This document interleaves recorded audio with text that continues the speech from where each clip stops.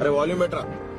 ఇంట్లో ఎవడో పోయాడు, ఏడాది పాటు ఏం చేయదు. ఎక్కడి నుంచి వచ్చింది ఈ సామెత? 12 రోజులేనండి. 12 రోజులే. 13వ రోజు నుంచి మామూలుగా అన్ని యజ్ఞయాగాదులు కూడా చేసుకోవచ్చు.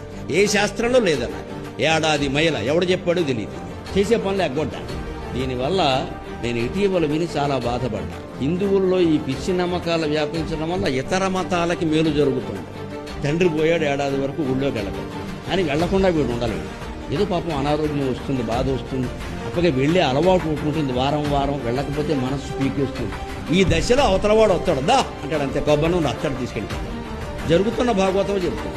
మనం ఈ పిచ్చి నమ్మకాలు పెట్టుకుని పిచ్చి నియమాలు పెట్టుకోవడం వల్ల అవతల వాళ్ళు బాగుపడుతున్నాడు. మత మార్పుడు బ్రహ్మాండంగా జరుగుతుంది. ఏడాది పాటు వీడు గుళ్ళోకి వెళ్ళగానే అవతలకి వెళ్తాడు. ఆయన ఏమంటాడు, మాకు అవన్నీ ఏం లేవు, నువ్వు వచ్చే అంచేత నేను బద్దలు కూడా చెప్తున్నా, మనకు కూడా అవన్నీ ఏమి లేవు, హాయిగా వెళ్ళండి గుళ్ళోకి. అందుకని మతం మారడం అంటే తల్లిని మార్చేయడమే, తండ్రిని మార్చేయడమే. తస్మాత్ జాగ్రత్త, తస్మాత్ జాగ్రత్త.